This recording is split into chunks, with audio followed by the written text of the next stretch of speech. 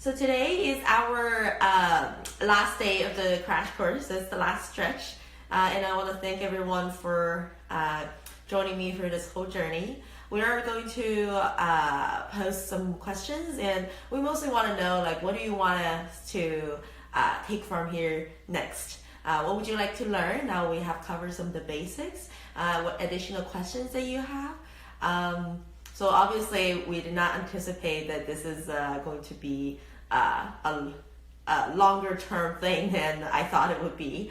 Also, I wasn't sure or wasn't confident enough for me just talking to my own face. But it looks like it was being pretty well received. So if you have feedbacks, have any suggestions on what we do next, please let us know. All right. Thank you again for joining me.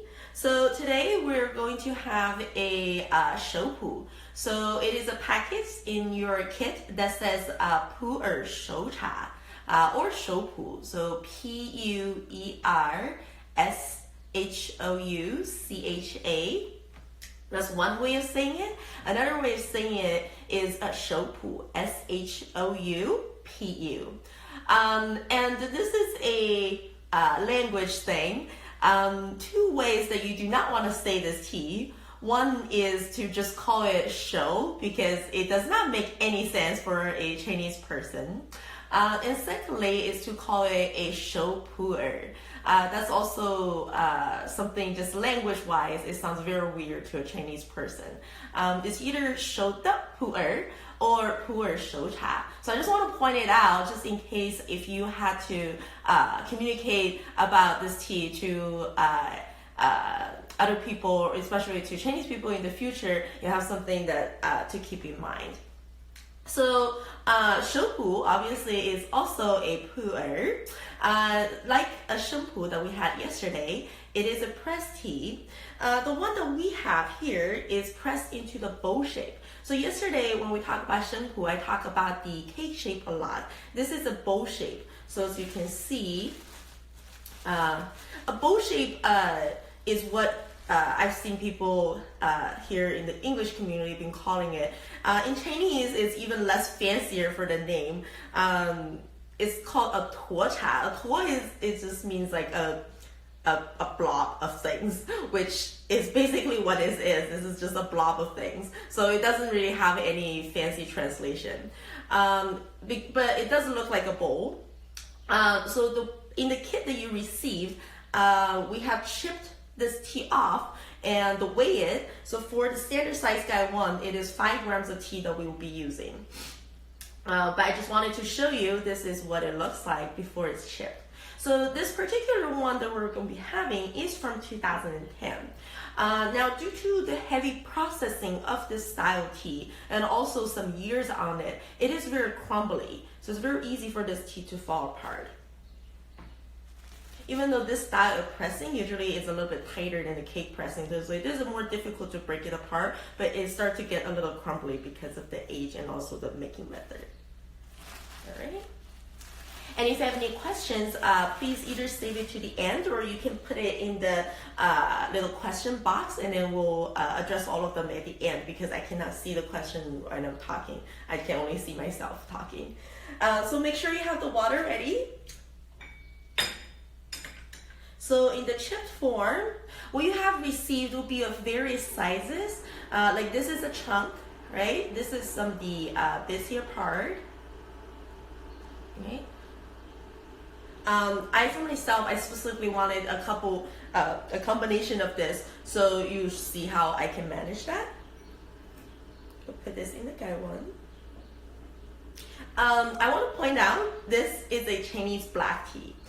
So we talk a little bit about the difference between Chinese black tea and the Western black tea when we talk about the red tea, which is the Chinese red tea, but it's the Western black tea. The main difference is, well, the reason the language difference is because we've already had this tea when the West decided to call our red tea the black tea, so it's very difficult for us to change the terminology. However, by definition, this is what we call a post-fermented tea. So post-fermented tea is different from a post-processed tea. So post-processed tea would be teas like jasmine tea or like a chrysanthemum pu'er. These are the things that you already have a tea and then you that's already processed and then you reprocess into a different tea. Post-fermented tea, again, is the word fermentation is reserved for describing the enzymatic metabolism that the tea goes through. So that was the first 5 categories of tea that we have gone through, which is the green tea, the yellow tea, white, oolong, and red. And remember, we've gone through 2 different kinds of oolong. One is a dantong, which is a heavily fermented, mediumly roasted tea. It's tannic and it's more fruity, and but also very intensely floral. And then we also had a cliff tea or yan cha. It is a heavily roasted and mediumly fermented tea. It's a little bit metallic or mineral in its notes, but it's very dark, roasted, and robust. We also had a Sheng Pu yesterday. So Sheng Pu is technically a sun-dried green tea, but because it has a very different path towards the end of its life, so that's why we single it out and then talk about it individually.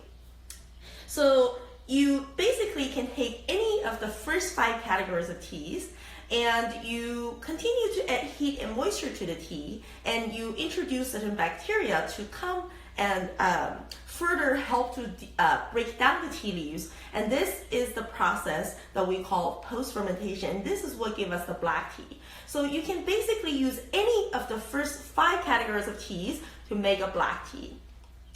There are many different black teas in China. They're usually done in very large batches, and they're usually considered the mass-produced teas from the past and nowadays as well. So usually when we talk about small batch tea for green tea, for example, you're talking about usually it has to be less than a pound in order for a green tea to be actually called a small batch.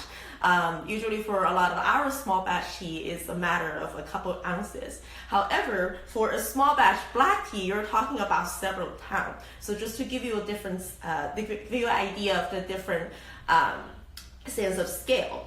So this is a particular kind of black tea that uses Sheng Pu as its pre-making tea, right? So you can consider Sheng Pu as its raw tea. Raw tea is literally referring to anything that has not been completely finished yet. So you can have a Sheng Pu that's a finished tea if you sell it as a Sheng Pu.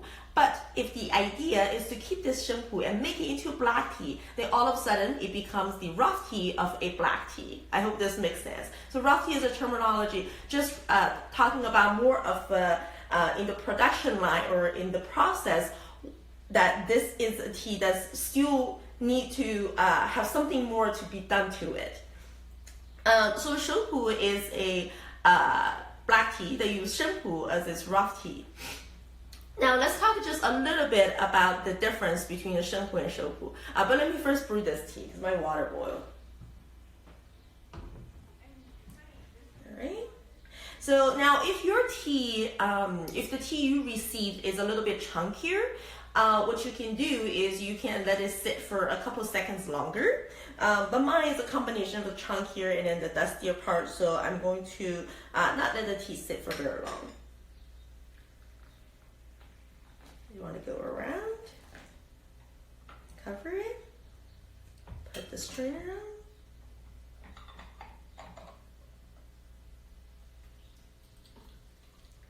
Right? So as you can see, this is a much darker color than any of the teas that we had so far, and hence the name black tea. All right. You can smell the lid. All right. So as usual, you can save a sip for yourself and then dump the rest. I had to say, even though when we say we don't drink the first brew of the tea, it's just to wake up the leaves. The purpose is not for, actually I'm going to lift the lid on to let the tea continue being steamed and then being loosened up for the next brew. So even though we say it is not, the purpose is not to clean the tea, so it's not for hygiene purposes, but because of the very raw processing of black tea, you might want to do that. And if you're really curious, drinking the rinse actually help you to identify how clean the tea is. So if the rinse have any funky note, I would actually suggest you to, if you're on the most conservative side and you want to be very safe, I would recommend you to not continue drinking the tea. But if you're curious, you can also consume the tea. So it depends on your tolerance for some unknown bacteria going into your body.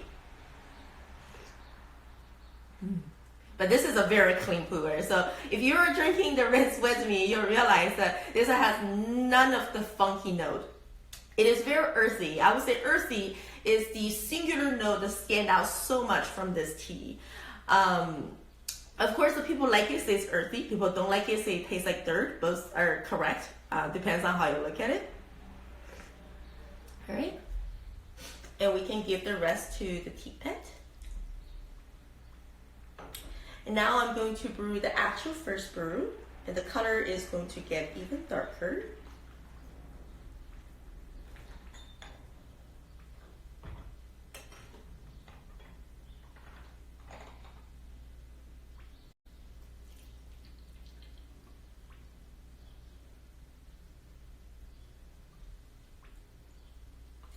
And once again, I'm going to leave the lid on so it can continue to steam the tea. Right. Now let's try the first brew. You notice the texture. It is gooier, right? It's probably the most gooey tea out of all the teas that we have had. As the tea open up more, it's going to get even gooier and gooier. So it's a very full body, have a gentle syrup kind of texture. It's relatively low in tannins, and this is what we want in a good black tea. By this point, a lot of the tea's original characteristic, remember tea start out as a bitter green shoots. So it goes from that, and by this point of processing, you have completely converted everything in the tea to something else. So by this point, it's supposed to be the most drinkable tea. If you ever encounter a Chinese black tea that make you feel is very aggressive or very strong, that's something majorly wrong with the tea. And there's a very gentle sweetness to it as well. It's almost like sweet wood. Also, because this one is from 2010, and what I noticed in a lot of the older black tea, which continues to get earthier and earthier, is that it has a airy quality to it. It's almost like if I go into a forest after the rain, and I just very aggressively inhale air, and that's kind of what it tastes like. All right. Can I have a little bit more of it? Okay. All right. So let's first talk about the difference between a Sheng Pu and a Shou Pu. So maybe I should first talk about why pu'er is called pu'er. This is because there used to be a township in the region that's called pu'er, and it was a trading hub during the height of the tea trading in the region. The location actually since been called Simao, and after pu'er became popular again, so since the renaissance of pu'er, it got renamed back to pu'er. So the difference between Sheng Pu and Shou Pu, we can look at it from a history point of view and then from the processing point of view. From a history point of view, you can say, well, they really do not have much similarity, because Sheng Pu is basically the historical pu'er, historic tea that you want to talk about when you talk about pu'er. And Shou Pu was invented in the 70s, so it's a much later joiner into the pu'er game.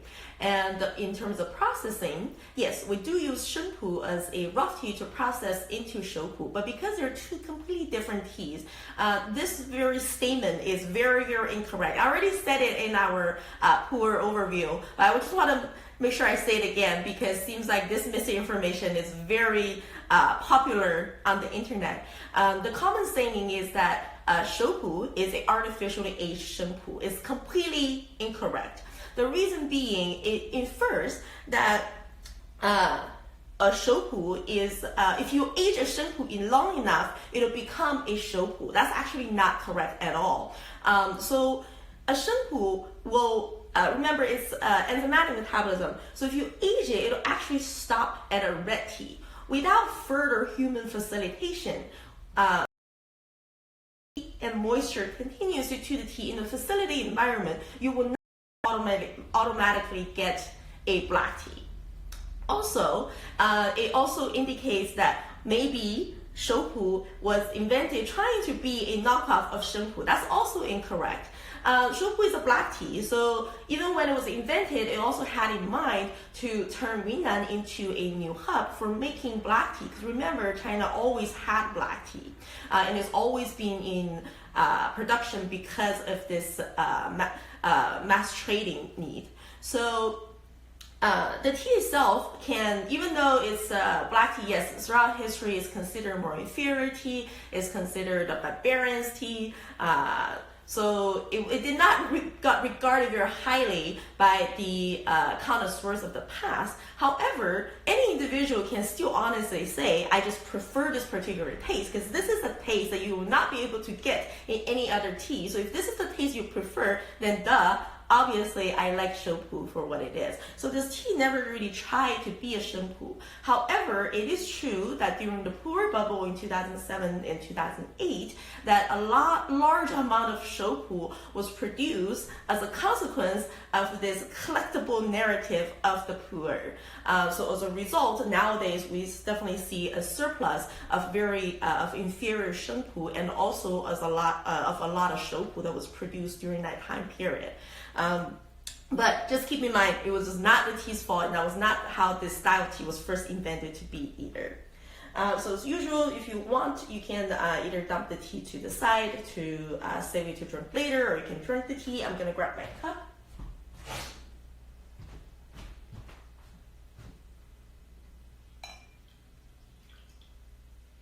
All right. I'm going to reboil my water for the next brew.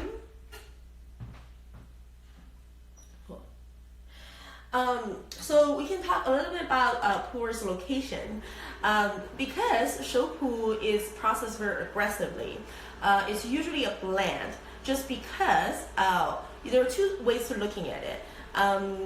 One way is to look at it this way, that this is a tea because of its processing method. You're not going to taste the nuance of its location is terroir anymore, or the aspect of you tasting it is very, very low. So what's going to happen is you can blend the tea and then still achieve the same results.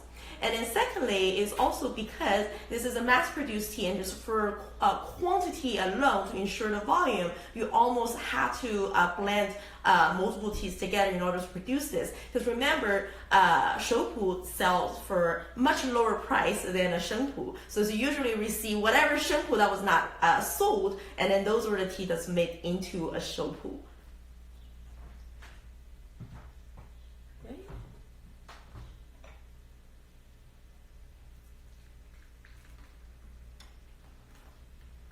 The tea will continue to get darker. So this will be the second brew.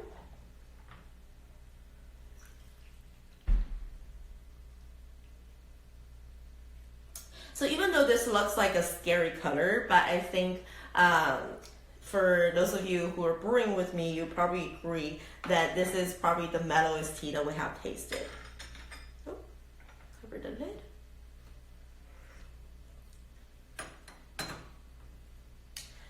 Now it's becoming a very dark color, and it can get darker too.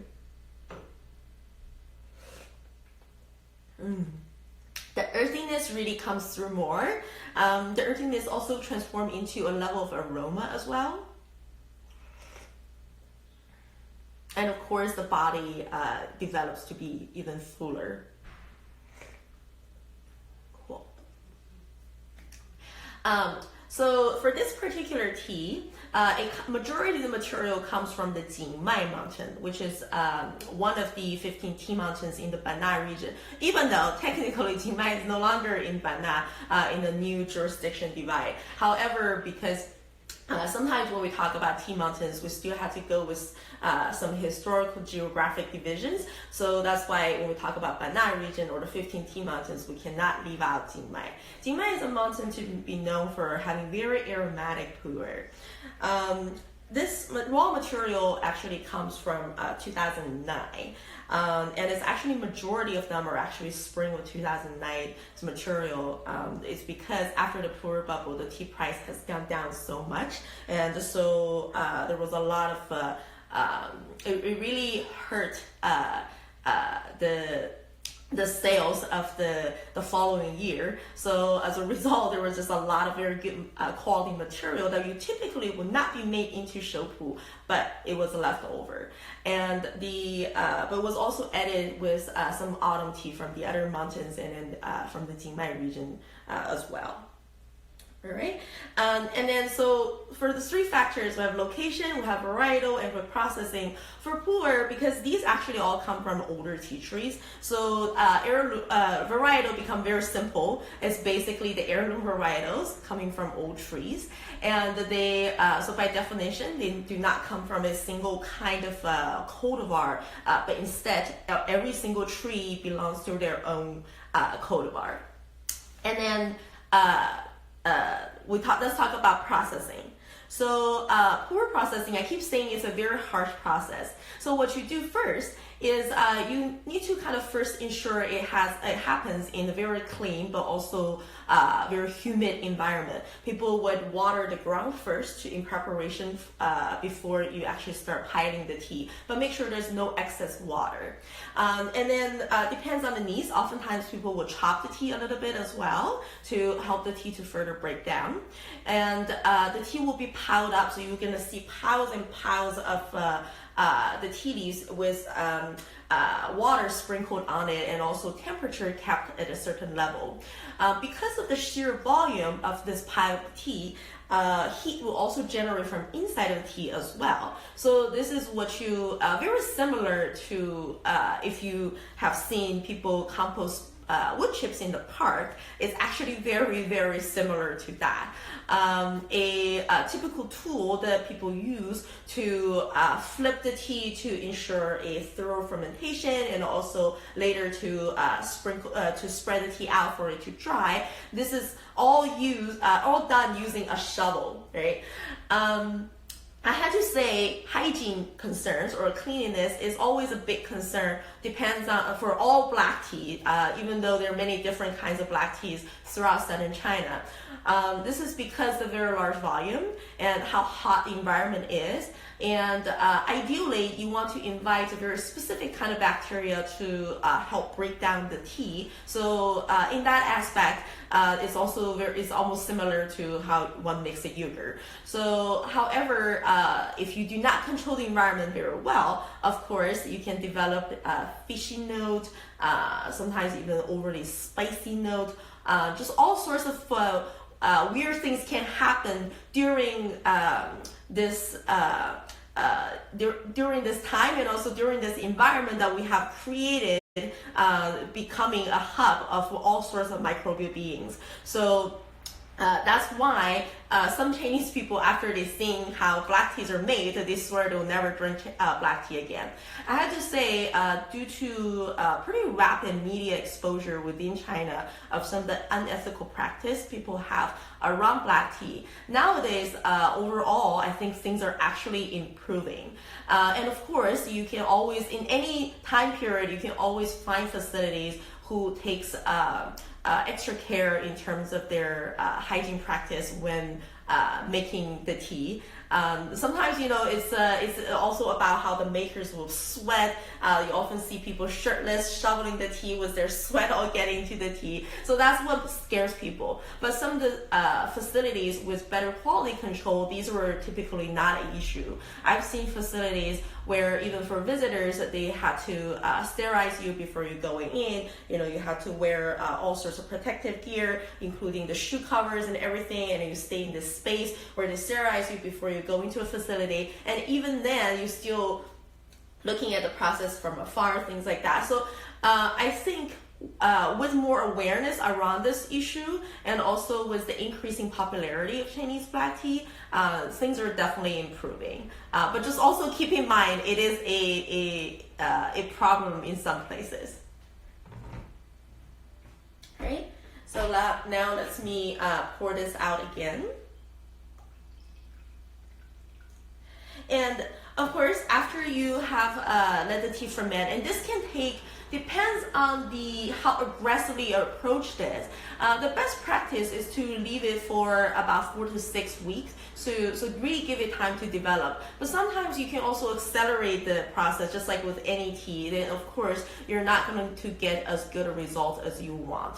And afterwards, then you can proceed to steam the tea, press the tea into the shapes that you actually wanted. Also keep in mind, for some of the black teas, the fermentation happens after the tea has taken the shape, so after you press the tea, but that's not the case for a Shou Pu though. All right, so now this is the third brew, right? Yeah. Right? So if your tea haven't started showing dark color, you can definitely let it steep for a little longer. For a really good black tea, this should not get overly bitter or astringent at all. All right. Oh, and I forgot to remind you to do this since the white tea. But remember, after you finish brewing the tea, always chew a little bit on the spent leaves to get a feeling of why we brew different teas, different method, and how from a different fermentation level has changed the texture of the tea, even though it all comes from this one leaf. You probably noticed that the white tea tastes like sandpaper. I mean, oolong is almost not comparable because it is roasted. By looking at the leaf, it probably did not look very tempting for you to chew on it anyway. But let's just say something very comparable, like a red tea, where it also consists of a bud and 1 to 2 leaves. It tastes like rubber band, right? So it's not about the picking grade at all. It is about the fermentation level. On contrary, it is actually a way to tell or if we flip it around, it's actually a way to tell how well the tea is done. So if you have a red tea does not have the increased elasticity of the used tea, then it was probably not a red tea that was made very well. This is actually a step we usually check after the tea is finished fermenting.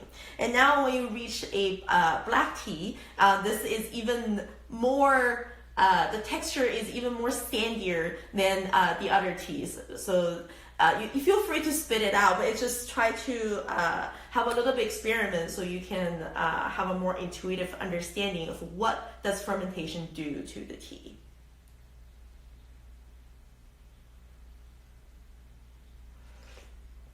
All right. And now let's talk a little bit about the health benefit of black tea.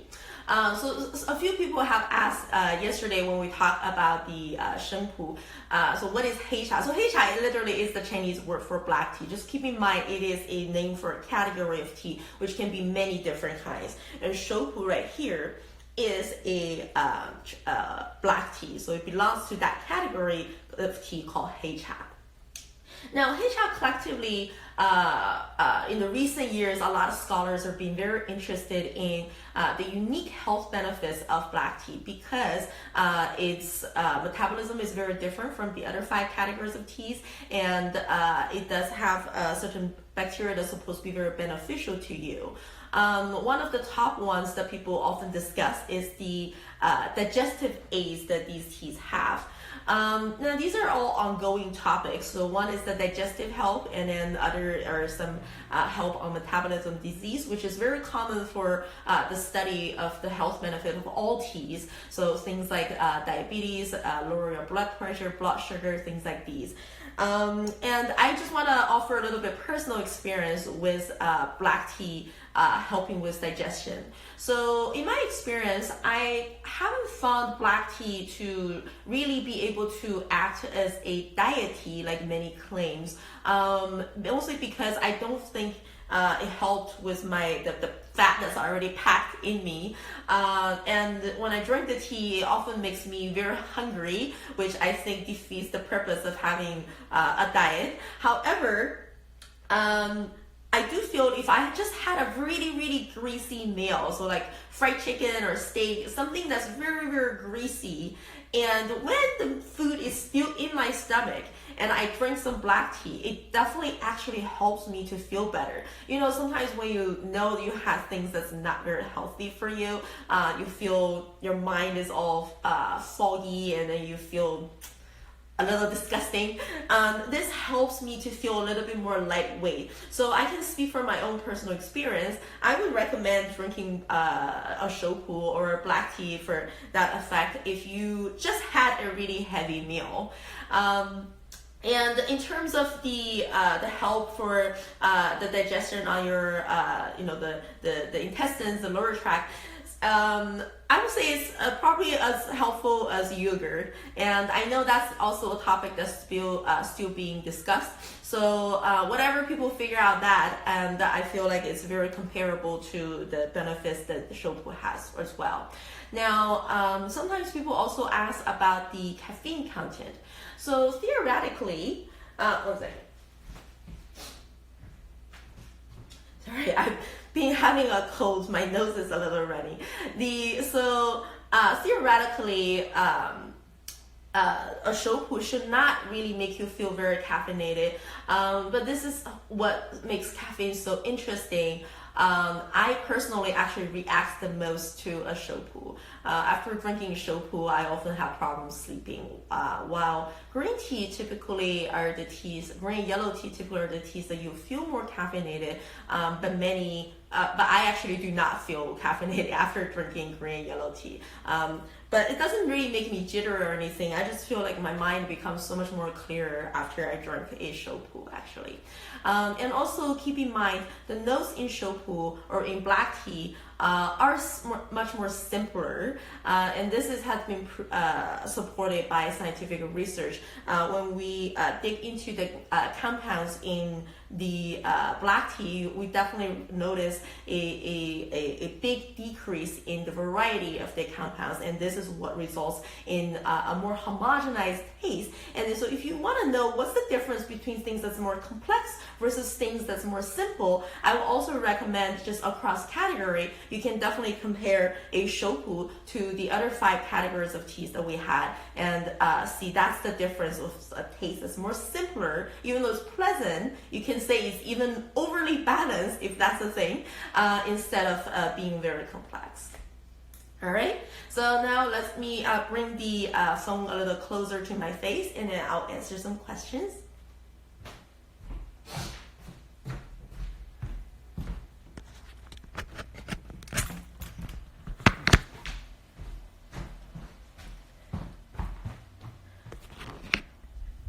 So let me look into the questions in the boxes first. Is Shou Pu always a blend of different teas then? If it is, which kind of blend? The intended blend that you talk about. So we again got cut off with the question because only so many words can fit in there. So it is very typical for Shou Pu to be a blend. Only in the very recent years. So basically, if you go to Yunnan during tea season, and I'm pretty sure off tea season as well, in the tea region, you will see tons and tons of commercial and billboard advertisements everywhere. And I have seen in not many, I would say 2 or 3 tea makers' marketing narrative talking about how they use non-blended Shou Pu, and they often emphasize on how they will only use spring tea, ancient tree, so these same strict criteria that you apply for Sheng Pu, but they will use those for Shou Pu. I haven't verified those, but in the past 3 or 4 years or so, these are kind of the things that start to come along. But majority of the Shou Pu are still all blended, and this is a blending that is it's definitely less intended like the blending that we see in the cliff tea. But still, for larger factories, they usually have a formula. So sometimes if you encounter a four-digit number, those are the formula numbers for the various large factories for Sheng Pu and for Shou Pu. So they will have a formulated blend. What do you think about 古树 Shou Pu? Is it better, or does it only depend on the processing? So I kind of answered that question a little bit in earlier. So it is a newer thing, and still I haven't got a chance to validate the marketing narratives of these claims. So 古树 Shou Pu, yes. So better material should always result in better tea in general, but processing is often the key, yes. So I often compare this to almost a person, right? A person can be born with amazing talent, amazing support around this person in terms of its family background and everything. However, one can still mess it up. So same thing with tea. Great raw material only guarantee the tea's potential.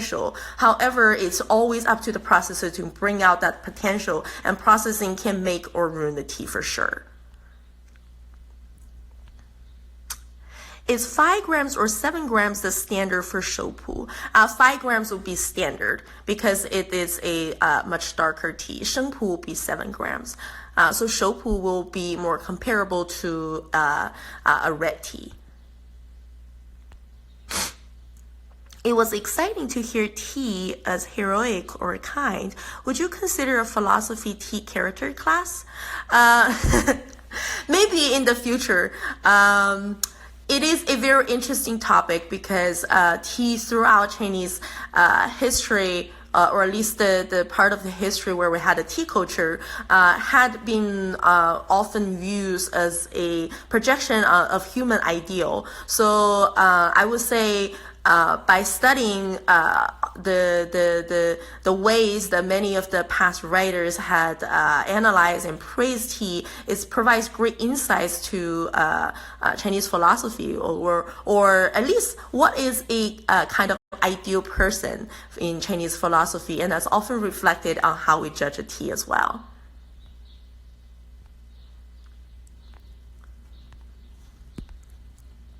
What is hei cha specifically? So hei cha translates to black tea, and it's referring, just like the other 5 categories of tea, is referring to the specific processing method, which is a microbial metabolism. So you create an environment where bacteria will help to facilitate breaking down the tea. Now that you mentioned jasmine tea, I was wondering your thoughts on it and which one of the jasmines you consider the... Oh, I'm so sorry, but it's got cut off again, so I do not get the second part of the question. So jasmine tea is a tea, just keep in mind, it's a different category of tea. And so within our normal concerns, at least here at Tea Drunk, we usually do not deal with jasmine tea. But jasmine tea is a traditional tea. It can be historic as well. And there are a lot of details around the processing of a jasmine tea as well. The only thing is the tea that's usually made into jasmine tea with, those are usually the more inferior raw material itself. So the technique more relies on the tediousness of blending the flour with the tea, taking the flours out, do it again, and just repeating this process. So long story short, depends on how many times you repeat this process. The highest grade will be 9. I have heard some tea company using in their marketing narrative saying they did it 12 times. Maybe it's a new thing. But traditionally 9 will be the highest grade. Oftentimes the very, very good jasmine tea you've seen, people have done this 4 times. So they have their own sorts of guidelines and protocols around it. And the best jasmine tea are actually the ones that does not taste like tea at all. It tastes like the flour.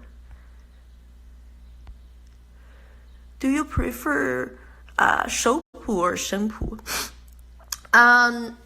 I don't think that's a absolute preference. I do like them both. I probably drink Sheng Pu a little bit more just because I like the taste more. But Shou Pu is very easy to drink, and then it's very soothing, very comfortable, and I like I said, it wakes me up. So sometimes I just really need it. More tea courses, please. Green tea course, oolong tea course, just more in-depth distance courses. Got it. Why and by who was Shou Pu developed in the 70s? Was it intended to be aged? No. So none of the Chinese tea were intended to be aged, especially that early on. In the tea history, tea aging really is a very, very new practice, and the general consent is that it started about 2003. So when Shou Pu was developed in the 70s, it was mostly leading by a government-owned tea factory, and which nowadays people usually recognize it as the Menghai Tea Factory. But it was actually a tea factory is owned by China Tea. So at the time, the nation was not doing very well economically, and there was a need for extra additional income. Depends on the different products that you can export and sell. And there was a big demand for black tea in Southeast Asia, in Hong Kong, and those kinds of. So it's really just to satisfy a demand in the market at the time, and to fully utilize the resources that we already had on hand, which at the time it's identified that Yunnan has such resources. And so it was really moving the black tea processing from other parts of the country to that. So it was almost like a central reallocation of the tea making activity. So I wouldn't say it was invented. It was more of taking this kind of technique or knowledge into a different tea region where they already have the tea tree, so they have the resources, and then able to continue the tea trade to ensure the supply for that. Right? Let me see. Are you planning to bring teas from new pu'er villages? Last 3 years, most teas are from the same villages. Yes and no. So this is a thing that I haven't, it's really difficult to say until, it's in the tea season. This is because of many different reasons. One is it's very difficult I think for any person, it's kind of difficult to not work with people you already have relationship with. And I do have very strong preference for certain villages, yes, for sure. And then secondly is also to avoid certain unhealthy hypes that's happening in the poor community right now, and of course there's always time and energy constraints as well. So, but every year is a little bit different. How do you decide whether brewed in the Yixing, Chaozhou porcelain gaiwan are the pots popular in China, or gaiwan is it's got cut off.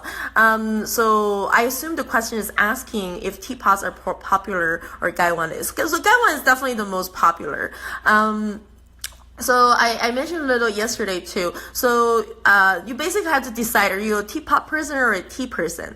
I think for any tea person, you will agree the porcelain and glasses are definitely the best to work with because it does not interfere with the taste of the tea, and it has a very high density as well. And if you are if you only want to drink the tea and then did not care about the additional kind of emotional or artistic aspects of a teapot, then gaiwan is also very easy to clean. So that's the thing. But also so it's really two things. It's about material and about the vessel, right? So it's not fair to compare a gaiwan to a purple clay teapot because we're talking about both the difference in vessels and difference in material. So material wise, porcelain and glasses for sure, but of course you can have porcelain and glasses teapots, and you can have a purple clay gaiwan. So material wise, porcelain and glasses, and vessel wise, I also prefer gaiwan. Oh, but actually the my oldest purple clay teapot, I actually use it for Shou Pu. What about aging Shou Pu? Make the tea better, like Sheng Pu become more sweeter? So Shou Pu, if you age it, it'll only become earthier and earthier. And also, like I said, with aging, the tea always come with a certain level of risk. So with time goes by, you do naturally will have a higher risk of having the tea become moldy and things like that. So you want to be careful with those as well. And sometimes when you have a Shou Pu that you feel it's a little bit harsh at the beginning, aging it definitely tend to make it more drinkable. I wouldn't call it aging though, just only because it does not age to be more complex. It just become earthier and easier to drink. All right. Now I'm going to the questions that's posted in the. How does that tea steep so fast? Well, if you use the standard brewing size, it's always steep like this. Because remember, for brewing, it's the temperature, the time, and also the water to tea ratio. I have noticed you put in your side glass together what is left of the brews. Does it create a more complex cup? I wouldn't say it create a more complex cup, but it definitely make me not waste the tea. So by mixing multiple brews, it's definitely going to taste different from if you drink just a single brew. However, as you put the tea aside, remember with time goes by, taste will become more and more homogenized. You'll notice this, especially with teas with a higher tendency of oxidation, that it'll taste more less and less complex, and a lot of the nuanced notes that you can taste in the initial brews after you have let the tea sit for a while in a separate cup, it will no longer show. Hi. So animal notes and aroma are signals of bacterial cross-contamination. Yes, for sure. You're not looking for any of the fishy note and things like that in the pu'er. Just keep in mind, after 2007 and 2008, a lot of surplus of really, really badly made pu'er flew to the market. Actually, a lot of them went to Korea and went to the US. So I would be highly cautious of any of the tea with those kind of notes. And so in the US, you also notice that the pu'er that people first got introduced to were the Shou Pu. That was also due to a consequence of the pu'er bubble. I had a slight hazelnut taste. Would you say that's one of the notes? It definitely has a little bit of almost like the skin of the nut kind of note to it. I wouldn't call it a very intense hazelnut note. To be honest, hazelnut note sounds very sophisticated for this tea. But I'm very glad you're detecting that. It has a little bit of like, because hazelnut also has a kind of like an earthier note, right? So it has a little bit of that kind of aroma to it, but not as intense as a hazelnut can be. What do you think about white tea for emotional help and pu'er for physical help? I heard that from someone today. So there are many different saying about the qi of the tea, the cha qi, these kind of things. I will leave it to your own judgment. The most bizarre I've heard, or people saying that they had an injury on their back and then they had some tea and then they feel the qi was just circling in the circle and it healed the person. So I have personally not experienced that, so cannot really comment on that. But I think it's really just everybody has to go with their own experience. What happens to the tannins caffeine during fermentation? So the tannins usually tends to run out a little bit. So especially when you involve moisture, because it has the tendency to break down with water. Caffeine increase a little bit during fermentation, but it's mostly already predetermined for the raw leaves. Which type of pu'er is generally used as a display bean in a lot of Chinese households? Oh, so for the display, it's actually, it can be many different kinds of teas.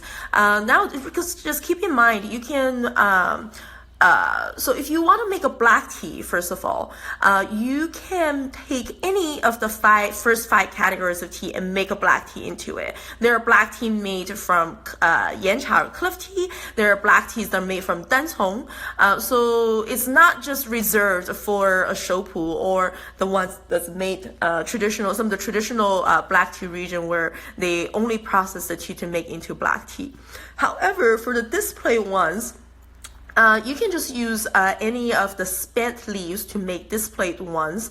And usually in order for the tea to have a very vivid texture and structure to make it form some kind of artistic pattern, what happens is that you actually have to use some kind of filler to make the tea to have that kind of vivid picture. So it's not for drinking purpose. And because of that, sometimes you can just use leftover tea leaves. You can use whatever tea leaves because you're not really making the tea. And some of the art pieces, the display pieces can be very impressive. I actually have seen a mural in one of the regional tea research institutes, and it was amazing. I turned around and then there's just like this mural hanging at the stairway. I was like, oh, I wish I had one of those. Can tea cure cancer? The short answer is no. However, I think what make many of us very hopeful is in a lot of the lab researches, what people have seen is that if you inject a very high dosage of catechin, which is the leading polyphenol in tea, you will actually do see the shrinking of cancer cell. However, the question is, but this is already old news in tea research. The real question is, how do you safely transport that high dosage of catechin, which by that point is basically poisonous to human body, travel that high dosage of the this compound, have it safely navigate our complicated biological system and go to specifically this cancer cell and release it just the right time. So these are the unanswered question. And because of that, as of now, no, tea does not cure cancer. Oh, thank you. I thought you can find 100-plus-year-old aged Sheng Pu. Well, not really. There have been a few pieces that have been auctioned off, but I want to point out that it's very different from if you are a regular wine collector, that you collect wine to drink or even for trade, but you are really collecting the wine for its aging potential versus if you are, say, somebody who collects those wines that people discover in shipwrecked, that's like 300-year-old on some kind of ship under the ocean, or like even for Jefferson wine collectors. They're very different people. So just like there's difference between the teapot collectors and the tea drinker, there's also a big difference between a tea connoisseur and somebody who specifically collect really, really old tea, but not for drinking purposes. When will you get Tieguanyin in the tea house again? I actually just communicated with our Tieguanyin farmer not long ago. So basically, we've been reserving this lot of tea and we're hoping that it'll produce some results that we really want. Maybe we'll do a test batch again this fall, and then I'll keep you updated.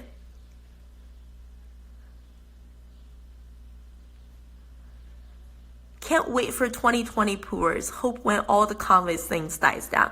Yes. So right now we're definitely seeing a decrease in production, and yeah, it's just some challenging times and a lot of uncertainties. So I had to see how things turn out.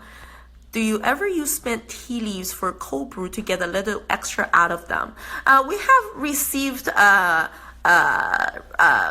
people advising us to do that, or like suggesting us doing that. I have personally haven't done that before, to use the spent leaves to make cold brew. I usually just use regular leaves to make cold brew. I think it's really a question of frugality or creativity for whatever it is. It's like, what do you do with your leftover food? Do you throw away? Do you reheat it and eat it as it is, or you create it into something completely different? Do people still make salad from tea leaves, and have you had one?